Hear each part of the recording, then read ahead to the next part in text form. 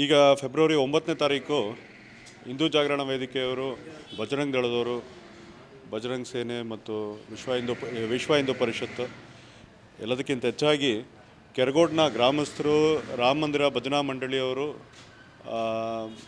ಏನು ಅಲ್ಲಿನ ಸ್ಥಳೀಯ ಮುಖಂಡರುಗಳು ಇವರೆಲ್ಲರೂ ಸೇರಿ ಒಂದು ಫೆಬ್ರವರಿ 9 ಒಂದು ಮಂಡ್ಯ ಬಂದನ್ನು ಮಾಡಬೇಕು ಅಂತೇಳಿ ಒಂದು ಕರೆಯನ್ನು ಕೊಟ್ಟಿದ್ದರು. ಕೆರಗೋಡಿನಲ್ಲಿ ಒಂದು ಬಂದ್ ಆಗಬೇಕು ಸ್ಥಳೀಯವಾಗಿ. ಜೊತೆಗೆ ಮಂಡ್ಯ ಗ್ರಾಹಕರ, ಇಲ್ಲಿ ಸಾರ್ವಜನಿಕರ ಬೆಂಬಲ ಕೂಡ ಪಡಿಬೇಕು ಅನ್ನೋ ನಿಟ್ಟಿನಲ್ಲಿ ಮಂಡ್ಯ ಬಂದ್ ಅನ್ನುವಂಥದ್ದನ್ನ ಏನು ಕರೆ ಕೊಟ್ಟಿದ್ದರು. ನಾವು ಇದರಲ್ಲಿ ರಾಜಕೀಯವನ್ನು ಬೆರೆಸಬಾರ್ದು ಅಂಥೇಳಿ ನಾವು ಸ್ಥಳೀಯ ಮುಖಂಡರಾದ ರಘುನಂದನ್ ಅವರು, ರಾಮಚಂದ್ರರವರು ಇವರೆಲ್ಲರೂ ಕೂಡ ಮಾತಾಡಿ ಇವತ್ತು ನಾಳೆ ಏನು ಮಂಡ್ಯ ಬಂದ್ಗೆ ಕರೆ ಕೊಟ್ಟಿದ್ದಾರೆ, ಈ ವಿಚಾರವಾಗಿ ಕೆರಗೋಡು ಮಟ್ಟದಲ್ಲಿ ಸ್ಥಳೀಯವಾಗಿ ಅದಕ್ಕೆ ನಮ್ಮ ಸಂಪೂರ್ಣ ಬೆಂಬಲ ಇರ್ತದೆ. ರಾಮ ಮಂದಿರ ಭಜನಾ ಮಂಡಳಿಯವರು, ಅಲ್ಲಿ ಹನುಮ ದೇವಸ್ಥಾನದ ಭಕ್ತಾದಿಗಳು, ಹನುಮ ಧ್ವಜವನ್ನು, ಅರ್ಜುನ ಧ್ವಜಸ್ತಂಭವನ್ನು ಸ್ಥಾಪನೆ ಮಾಡಿದಂಥ ಏನು ತಂಡ ಇತ್ತು, ಸ್ಥಳೀಯರು, ಇವರೆಲ್ಲರ ಪರವಾಗಿ ನಾವು ಸಂಪೂರ್ಣವಾಗಿ ನಿಲ್ತೇವೆ.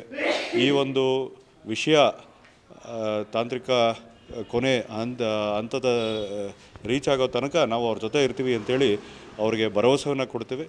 ಆದರೆ ಏನಾಗ್ತಾಯಿದೆ ಅಂತೇಳಿದ್ರೆ, ನಾಳೆ ಒಂದು ಇಲ್ಲಿ ಮಕ್ಕಳಿಗೆ ಎಕ್ಸಾಮ್ನ ಸಮಯ, ಗ್ರಾಹಕರಿಗೆ ವ್ಯಾಪಾರ ವಹಿವಾಟು ತೊಂದರೆ ಆಗಬಾರ್ದು ಅನ್ನೋ ನಿಟ್ಟಿನಲ್ಲಿ ಈ ಒಂದು ಮಂಡ್ಯ ಬಂದ್ ಅನ್ನುವಂಥದ್ದೇನಿದೆ ಅದಕ್ಕೆ ನಮ್ಮ ಬಾಹ್ಯ ಬೆಂಬಲವೇ ಇರ್ತದೆ. ಆದರೆ ಬಂದ್ ವಿಚಾರವಾಗಿ ಎಲ್ಲ ಸ್ವಯಂ ಪ್ರೇರಿತರಾಗಿ ಮಂಡ್ಯ ಜನ ಅವರ ಒಂದು ಬೆಂಬಲಕ್ಕೆ ನಿಲ್ಲಬೇಕು ಅಂತೇಳಿ ನಾವು ಕೂಡ ಕೇಳ್ತೀವಿ.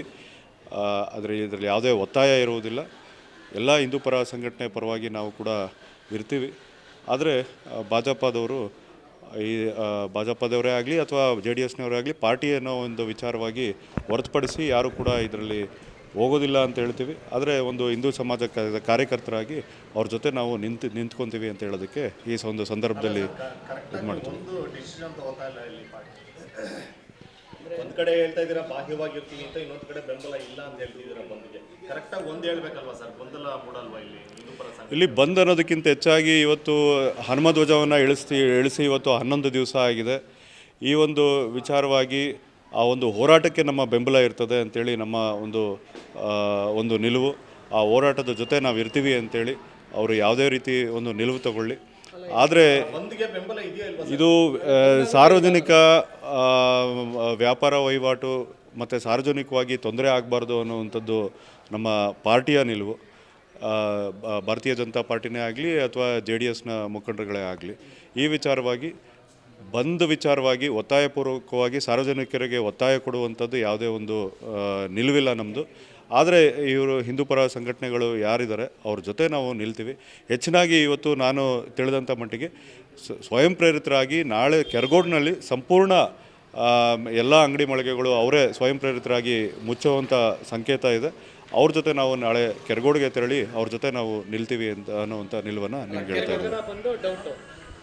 ಮಂಡ್ಯ ನಗರ ಸ್ವಯಂ ಪ್ರೇರಿತರಾಗಿ ಗ್ರಾಹಕರು ಅವರೇ ಮಾಡ್ತು ಅಂತ ಹೇಳಿದ್ರೆ ನಮ್ಮ ಸ್ವಾಗತ ಮಾಡ್ತೀವಿ. ಆದರೆ ಒತ್ತಾಯವಾಗಿ ಹೋಗಿ ಅಂಗಡಿ ಮಳಿಗೆಯನ್ನು ತೆರವು ಇದು ಮಾಡಿಸುವಂಥದ್ದು, ಮುಚ್ಚುವಂಥದ್ದು, ಆ ರೀತಿಯ ಯಾವುದೇ ಒಂದು ಒತ್ತಾಯ ಮಾಡೋದು ಬೇಡ, ಒತ್ತಡ ಇರೋದು ಬೇಡ ಅಂಥೇಳಿ ನಮ್ಮ ಒಂದು ನಿಲುವು.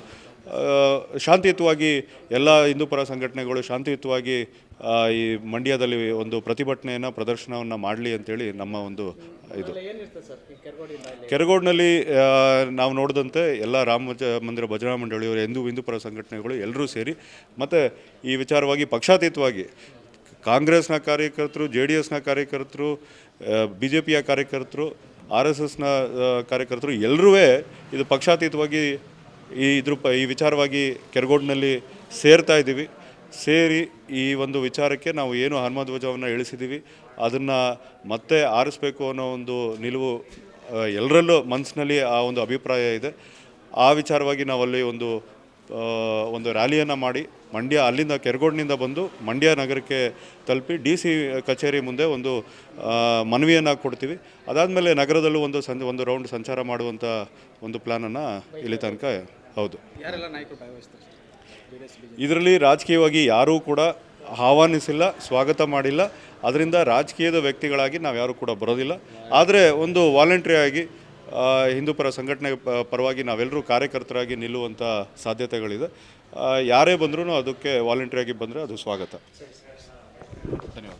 ಬೆಂಗಳೂರಿನಿಂದ ಮಂಗಳೂರುವರೆಗೆ, ಬೀದರ್ನಿಂದ ಚಾಮರಾಜನಗರದವರೆಗೆ ನಿಮ್ಮ ಸುದ್ದಿ ನಿಮ್ಮದೇ ಭಾಷೆಯಲ್ಲಿ ಕರ್ನಾಟಕ ತಕ್.